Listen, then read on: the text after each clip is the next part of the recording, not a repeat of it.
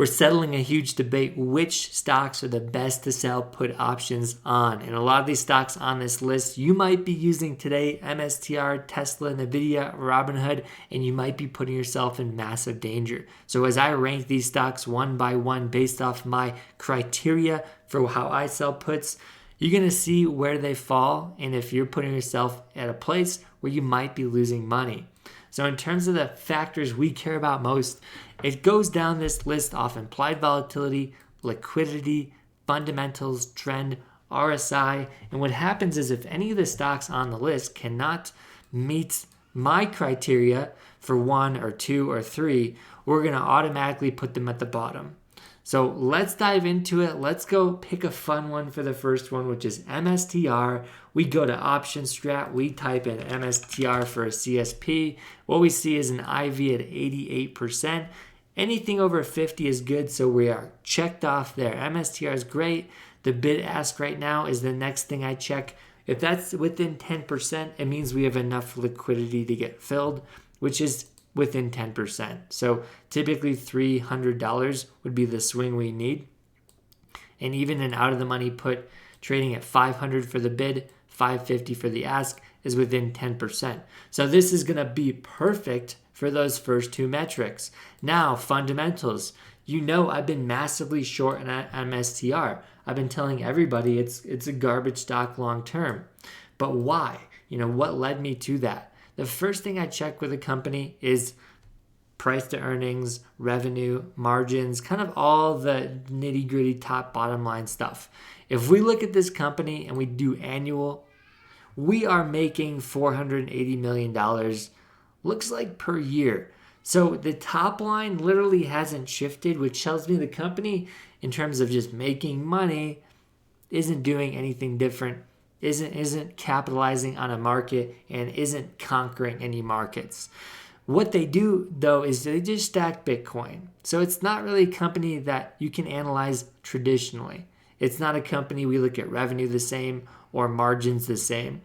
What we're really looking for is debt and Bitcoin and kind of like what we call the NAV. And this is something very unique to MSTR. But because the NAV is 1.8, it basically means all the assets on the balance sheet, you're paying 80% more for this company and for their assets. So if they're holding Bitcoin, you're paying 80% more for a Bitcoin if you're buying MSTR. So in terms of fundamentals, it's not there. The trend, we don't care about that. RSI, we don't care about that. You really don't want to sell puts on companies that fundamentally are not there. So the NAV is too high, just period. End of story. I don't think it's a safe company to sell puts on because of that. So does it go in Kramer level? No. I've actually made a bunch of money selling put options on MSTR. I've actually sold the short side of it too. I just think because the IV is so high, because it's so volatile, you can still sell options. But you got to be careful. You don't want to own this stock long term. It's a dud. It's only good in a Bitcoin bull market. When does Bitcoin have a bull market? A lot of times. But there's these bear markets that last a year and it can drop 80% for Bitcoin, which means MSTR is dropping the same. So next up is Palantir. Palantir, if we go through the same metrics, we check out the IV, boom, we're over 50. We check out the bid ask, boom, we're within 10%.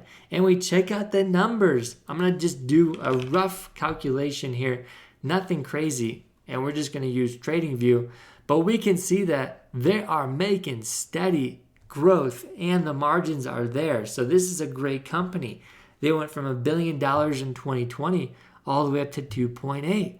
They have a 16% margin, and those have been increasing. So it shows they are strong, shows they're conquering a market, and that they have some place to continue this in the future. So in terms of the last numbers you want to check, PE ratio, price to sales, kind of all that stuff. Price to sales right now, or price to earnings is 400. You're paying a lot for this company because 20 is where you want to be. We're currently at 400. But aside from that, let's just check out the chart. What I like to see is a trend and you can use the 2 moving average with zone coloring. Really easy trend-based indicator, and you can see we're green, trending up. Boom, we have a trend. Is RSI too jacked up? Not really. We went from 90 RSI all the way down to 58. RSI just told me Palantir's finally a discount. Palantir's finally exciting. So at the current moment, Palantir, ripping up to lobster money. Fundamentally, it's lacking a little bit in terms of valuation, but it's a growth stock at this point. The trend's intact. We are at a pullback area. This is all looking good. Next up, Mara, a Bitcoin miner. If you followed me back 3 years ago, you would have seen me triple my portfolio with just this stock. I went from, I think, $40K to $200,000 in 3 months during the last Bitcoin run with this one stock. So to say this stock has potential is an understatement. But just like MSTR, it does require a Bitcoin bull market. And this is even worse than MSTR. Let me show you. So 90% IV, perfect. Bid ask within 10%, perfect. Next up, we have fundamentals. This is where it breaks down. How does this company make money? You really have to understand this if you want to sell an option. They make money from mining Bitcoin. And what happens every 4 years? The miners make half the amount of Bitcoins because of the halvening. So they just make less Bitcoins. So right now, they're mining, but you're not looking at this as a mining and revenue company for mining. You're looking at this as a holding company of Bitcoin. So you need to see the Mara NAV as well. And the net asset values is what you want to check in terms of if this has a fundamental opportunity or not.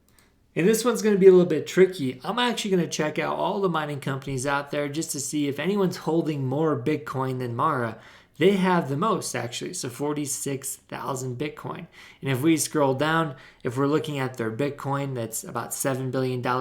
Their liabilities are like 2, so their net assets are like 4, and their market cap is 4. So the NAV would be market cap divided by equity, which is about a 1 NAV at this time.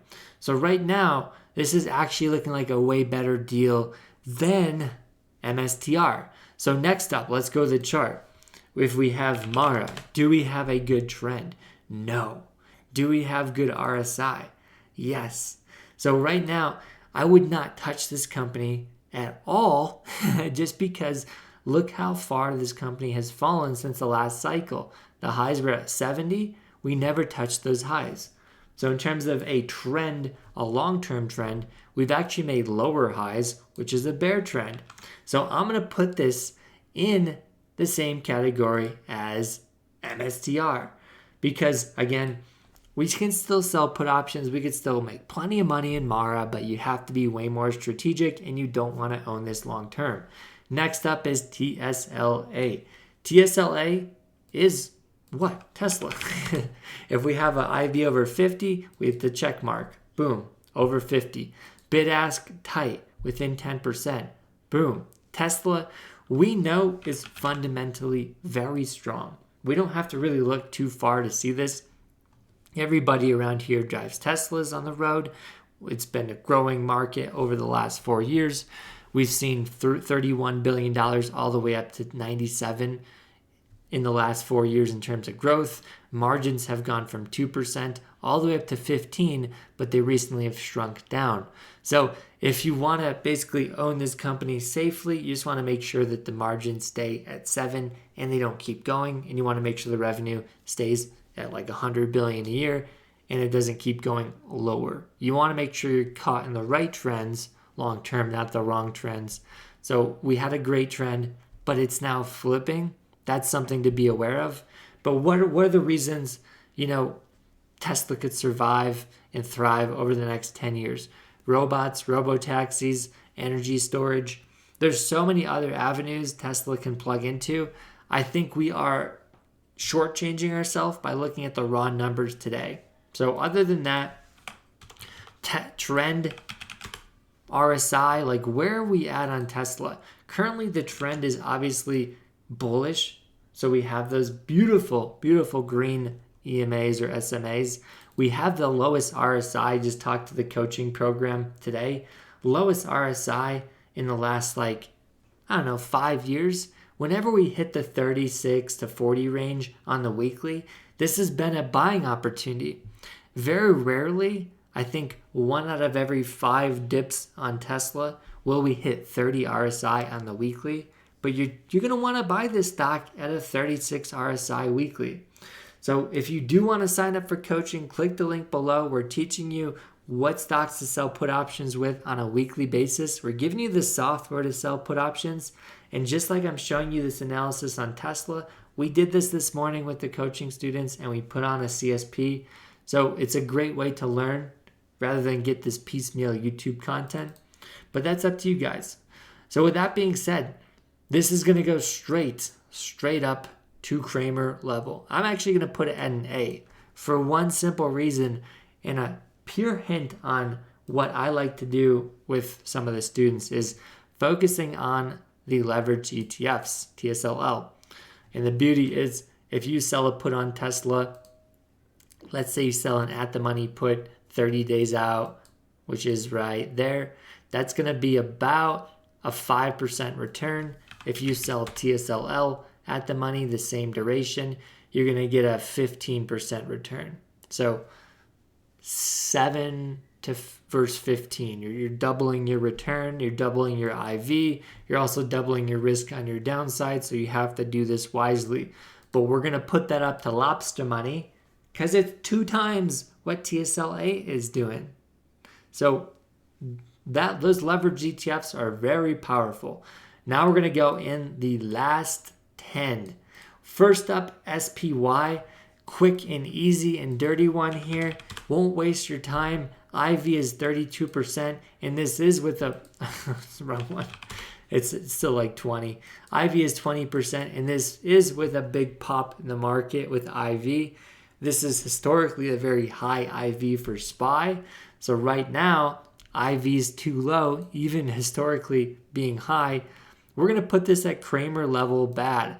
If anybody on this video is selling SPY put options, you're greatly wasting your time and you're missing out on triple, quadruple, or 10x the returns you could be making per month option selling. I don't care how safe it is to do put options on SPY. It doesn't make sense for a lot of different reasons. Next up, Nvidia. This one, do we have high IV? Do we have liquidity? Let's check it out. Over 50 by a hair. And we have liquidity, obviously. Everybody likes Nvidia. 3,000 contracts traded on this 30-day expiration. One of the strongest companies in history. I don't need to go over this much, but the margins are historical. You're seeing like 50% margins. You're seeing a PE ratio in the 40s on a growth name, on a tech name. Doesn't happen often.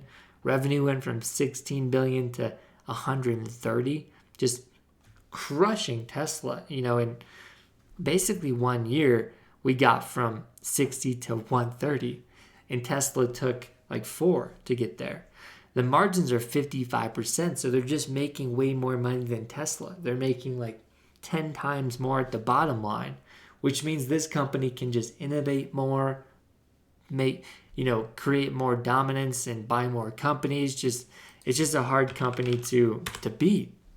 So if we go here and look at Nvidia, this is probably one of the best trends for 2 years straight, just straight up.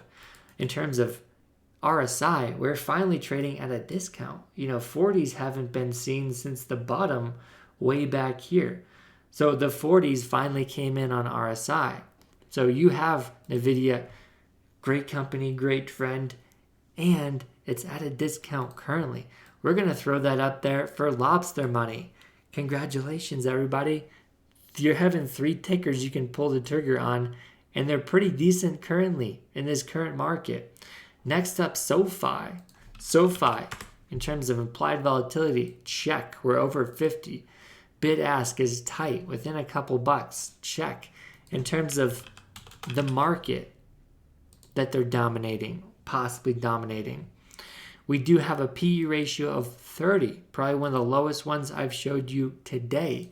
The revenue went from nothing to 3.7 billion with profitable margins recently. We were negative, lesser negative, and then finally positive. So we're seeing this flip here on margins, and the profitability is what is going to show the dominance, the top line and bottom line. So we got to keep at this point 13%, or else the company's, losing market share, struggling. So we want to see both numbers increase. So keep an eye on the numbers, but SoFi is a sleeper, in my opinion, in terms of a stock. And if we look at the stock here, cloud trend here is in our favor. RSI is in our favor in the 40s. So given the market pullback, we're right there. So in terms of where we would rank this, it's going to go up to lobster money. The only reason I would put it down to an A. And the only reason is because the revenue is too small. Can this company really dominate over 10 years? It's a bigger bet than saying Nvidia is going to dominate, because they have 100 times the revenue or 60 times the revenue. Like, it's harder to win if you just captured a sliver and you're trying to survive. You're trying to eat off breadcrumbs. So we'll put it as an A, but it's something to keep an eye out on. Now, the final 6. We're coming down into it. We'll just go through the crypto stuff. Coin has been slaughtered recently. 71 IV, perfect. Bid-ask spread is within 10, perfect. Revenue, this is going to be just scary to look at. I don't understand how to value this company, but apparently PE ratio is 18, so that's the smallest we've seen. That's not bad, but look at this. We went from 6 billion revenue. Last year we were at 3, making no money. Now we're magically at 6. Like, the year before that we're at 3 again, losing a couple billion. The year before that we're at 8 billion. So it seems, again, very cyclical to Bitcoin. And I don't know what this company needs to survive long term, but they have zero consistency, zero margin strength over time. Like, it's just, a good Bitcoin year, a good year for coin. So this stock scares the crap out of me. I'm going to put it down here with all the crypto stocks. And yeah, maybe in 10 years it's going to be good, but today it doesn't make sense. It does not make sense. Next up, HIMS. HIMS for CSPs. We're going to see IV at 100%. Good. We have bid-ask spread within 10%. Perfect. And HIMS is just cranking, absolutely cranking revenue. PE ratio is 60. That's not great, but this is a growth stock. This stock is growing at massive speed. Just like SoFi went from like 0 to 100 real quick, but this company went from 140 million to 1.4 billion. And then margins are slowly getting there, 8%. We're in a bull market, so we're going to see higher margins. If you could sustain this with an early company for the next 3 years, that's a testament. I would give this company, bring it down. I would bring it down, unfortunately. Bring it down to a B, because it's much smaller revenue than SoFi. It's way too early. Some of these companies that just IPO'd and just came on the market, what happens is they kind of shift the numbers to look really good in a bull market. They're kind of just maximizing the image, but the next couple years it's not sustainable. Sometimes I see that with early companies, and it looks like they didn't just IPO, but they just recently entered this crazy bull run. So I'm not a fan of HIMS. It's just too small. It's too tiny. Next up, another tiny one is 100% on IV. We have bid-ask spread a little wider. This is getting close to 10, but it's still within. And then out of the money, we're going to be right around 10. So that's fine. I would say root makes sense for option selling.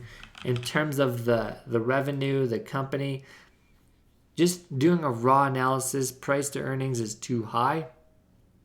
And then annual revenue went from 300 million. We spent 3 years just like chilling at that. And then we went to 1 billion. So too much fluctuation, not enough consistency, barely profitable. If you want to sell options on this, I'm going to put it down to a C, because you just need a bull market to make money on that thing.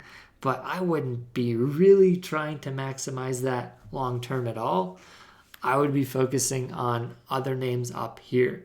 Next up, SMCI, another chip name. This is a 93% IV. Bid-ask spread is perfectly tight there.